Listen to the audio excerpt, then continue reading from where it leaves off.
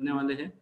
सो ये टॉपिक क्यों इस टॉपिक के ऊपर बात करना जरूरी है, बिकॉज अगर हम आज की डेट में अगर देखें तो ये जो कोविड सिचुएशन की वजह से ये टॉपिक बहुत ज़्यादा पॉपुलर हुआ है। अगर हम देखें तो ऐसा नहीं है कि ये वायरस सबके इसमें उसी तरीके से इफेक्ट दे रहा है। अगर हम इसमें अच्छे से समझे तो ये जो वायरस है जिनको भी होता है इसका इफेक्ट उन लोगों पे ज्यादा है जिन लोगों का इम्यूनिटी कम है। अदरवाइज बाकी लोगों को ये हुआ क्या नहीं हुआ ये भी समझ में नहीं आता है। तो इसलिए आज की डेट में ये टॉपिक बहुत इतना ज्यादा पॉपुलर हो गया है।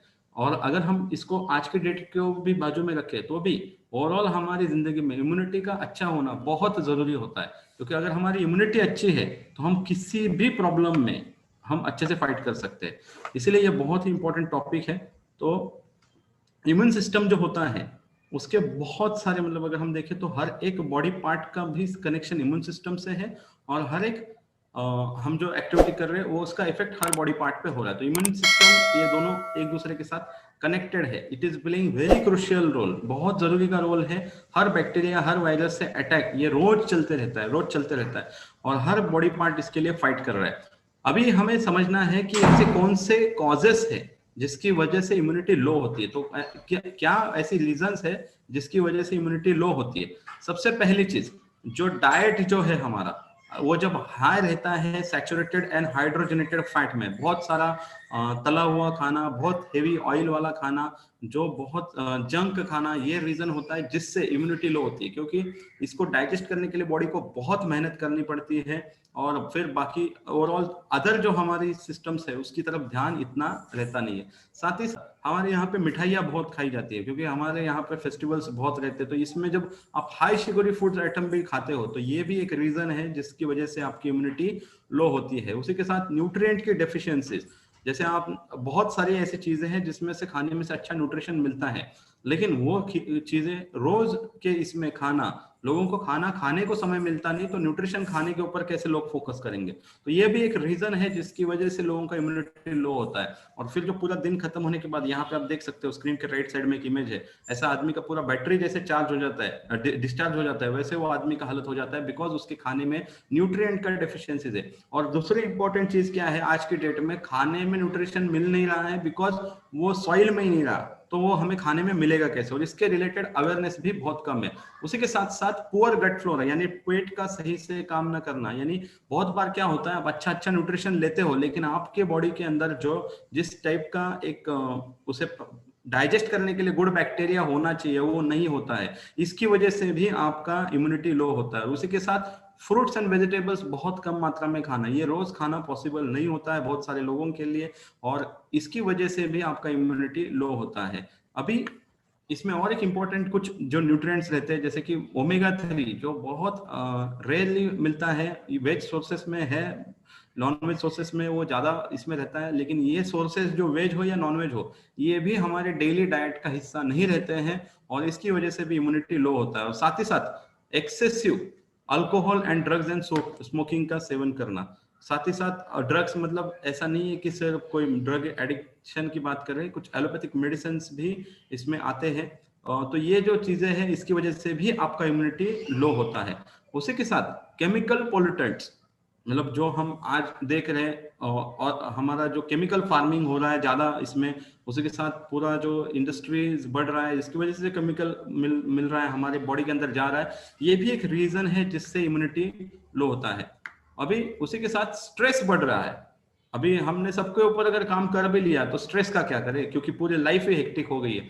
तो इसमें जब स्ट्रेस बढ़ा है, जितना आपका स्ट्रेस बढ़ेगा उतना आपका बॉडी का हर एक सेल आपकी इम्यूनिटी लो करेगा, तो इसलिए ये भी एक रीजन है जिसकी वजह से इम्यूनिटी लो हो रहा है। साथ ही साथ नींद कम, मतलब अभी तो बहुत सारे लोग घर में हैं तो वो समय ज्यादा अपना स्क्रीन पे गुजार रहे हैं, इसकी वजह से पूरा उनका स्लीप साइकिल डिस्टर्ब हो रहा है, ये भी एक रीजन है जिससे इम्यूनिटी कम होती है। उसी के साथ आपकी एजिंग होना, मतलब उम्र जैसे जैसे बढ़ती जाएगी वैसे वैसे तो इम्यूनिटी लो होने ही वाली है। तो ये भी एक है कि ये जैसे जैसे आपका एज बढ़ेगा, इसलिए हमने देखा है इस सिचुएशन में जिनका एज ज्यादा है उनको वायरस से खतरा ज्यादा है, तो ये भी एक रीजन है इम्यूनिटी लो होना। तो हमने अब तक देखा कि क्या क्या कॉज है। उसी के साथ अभी हम थोड़ा सा प्रॉब्लम को अच्छे से समझने के लिए इसके सिम्टम्स क्या है, कैसे पहचानने कि आपका इम्यूनिटी लो हो रहा है, उसके ऊपर भी थोड़ा बात करेंगे, क्योंकि कॉजेज जो है वो मोस्टली बहुत सारे लोगों को पता होते हैं, इसलिए मैंने उन्हें थोड़ा फास्ट में ले लिया। थोड़ा सा हम इनके सिम्टम्स को देखेंगे कि इससे पता चलेगा इम्यूनिटी इतना लो होने के कुछ सिम्टम्स कैसे समझ में आए। तो देखो बहुत सारे लोगों में फूड की एलर्जीज होना चालू होती है, फूड सेंसिटिविटीज होती है, यानी खाने के अंदर जो हम खाना खा रहे हैं कुछ चीजें डाइजेस्ट आसानी से हो जाती है, कुछ चीजें नहीं होते। साथ ही साथ कुछ किसी लोगों को एनवायरमेंटल भी एलर्जीज रहती है, किसी को धूल की एलर्जी रहती है, किसी को धूप में घूमने के बाद एलर्जी हो जाती है, तो या किसी को कुछ फूड आइटम्स खाने के बाद एलर्जी होती है। तो ये कुछ सिम्टम्स है जो बताते हैं कि आपकी इम्यूनिटी लो है, आपकी बॉडी में सारी सिस्टम सही से काम नहीं कर रहे। उसी के साथ इमीडिएटली थक जाना या फट, मतलब कुछ लोग रहते हैं जो इमीडिएटली मतलब वो टायर्ड हो जाते हैं, थोड़ा काम करते हैं उन्हें थकान आ जाती है, उनका बार बार वो फटीग आ जाता है, डिप्रेशन रहते हैं। तो ये भी एक रीजन रहता है जिसकी वजह से उनका इम्यूनिटी लो होता है। तो ये कुछ हमें साइंस जो है वो पता करने पड़ेंगे, हमें ये सिम्टम्स के ऊपर ध्यान देना पड़ेगा जिससे इम्यूनिटी लो हो जाता है। जब जब हमें ऐसे सिम्टम्स समझ में आ जाए उसी समय इमीडिएटली काम करना बहुत जरूरी है। उसी के साथ फ्रीक्वेंटली कोल्ड एंड फ्लूज का होना, मतलब बार बार आप देखते हैं मोस्टली बच्चों में ये ज्यादा देखा जाता है कि वो बार बार कोल्ड एंड फ्लू की तरफ, सर्दी हो जाती है, बुखार आ जाता है। इवन अगर आपके साथ भी ये हो रहा है, बार बार आप बीमार गिर रहे हो, बार बार ये चीजें आपके साथ हो रही है, बार बार आपका टेम्परेचर बढ़ रहा है या बीच बीच में आपको ये बुखार आ रहा है, तो ये भी कुछ सिम्टम्स है जो बताते हैं कि आपकी इम्यूनिटी सही से काम नहीं कर रही है। और उसी के साथ सोर थ्रोट, यानी गले में ऐसा हम कहते हैं ना, गले में खिचखिच होना या गले में एक टाइप का ऐसा आपको इरिटेशन होना, ये भी एक रीजन है जिससे पता चलता है कि आपकी इम्यूनिटी लो हो रही है। साथ ही साथ सर दर्द एक बहुत मतलब इजीली समझ में आ जाए, अगर बार बार आपका सर दर्द हो रहा है तो ये भी थोड़ा सा कनेक्टेड है, आपका इम्यूनिटी सही से काम नहीं कर रहा है और ये बॉडी आपको सिग्नल्स दे रहा है, बॉडी आपको बार बार आपको बता रहा है कि ये सारे रीजन है, इसके ऊपर आप काम करें, इसके ऊपर कुछ ना कुछ करना चालू कीजिए। क्योंकि अगर आप इसके ऊपर सही से काम करते हो तो शायद आपको आने वाले समय में कोई बड़ा प्रॉब्लम नहीं आएगा। तो ये कुछ सिम्टम्स आपको बॉडी दे रहा है।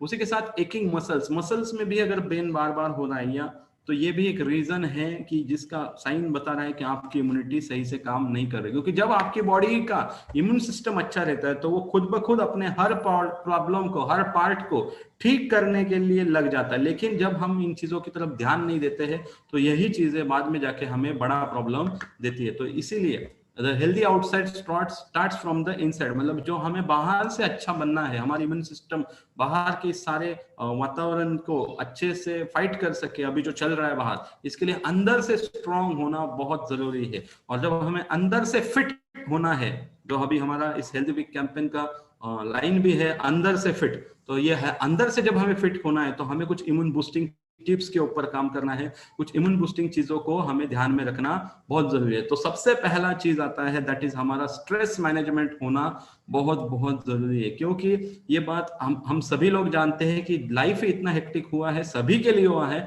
जिसकी वजह से स्ट्रेस मैनेजमेंट करना बहुत मुश्किल हो जा रहा है। तो उसके लिए बहुत सारी चीजें हैं, उसके लिए एक्चुअली बहुत ही अलग ही डिफरेंट टॉपिक है स्ट्रेस मैनेजमेंट, लेकिन कुछ चीजें हैं जिसके ऊपर आप जरूर काम कर सकते हैं। और जिन लोगों को ज्यादा स्ट्रेस हुआ है, शायद इस कोविड सिचुएशन में ऐसा भी हो सकता है आपके घर में से किसी का कुछ हुआ रहेगा, आपके पहचान में किसी का कुछ हुआ रहेगा, शायद कोई कैजुअलिटी भी हुई रहेगी। तो उन चीजों की वजह से अगर आपको स्ट्रेस आ रहा है या कोई भी किसी का बिजनेस या काम, जॉब छूट गया रहेगा, तो ये अगर कुछ स्ट्रेस की चीजें हैं तो इसके ऊपर तो हम काम नहीं कर सकते। जो चीजों के ऊपर काम कर सकते हैं उनके ऊपर हमें काम करना है। लेकिन फिर भी यहाँ पे मैं आपको एक बुक रिकमेंड करूंगा, अगर आपकी लाइफ में कुछ ऐसा स्ट्रेस है जो इजीली जा नहीं रहा है, तो ये बुक आई विल सजेस्ट, ये चिंता छोड़ो सुख से जो ऐसा नाम का बुक है, इसे आप जरूर रीड कीजिए। इससे आपको स्ट्रेस मैनेज करने के लिए बहुत अच्छी चीजें मिल जाएंगी। उसके बाद दूसरी चीज आपको काम करनी है, दैट इज आपको नींद पूरी लेनी है।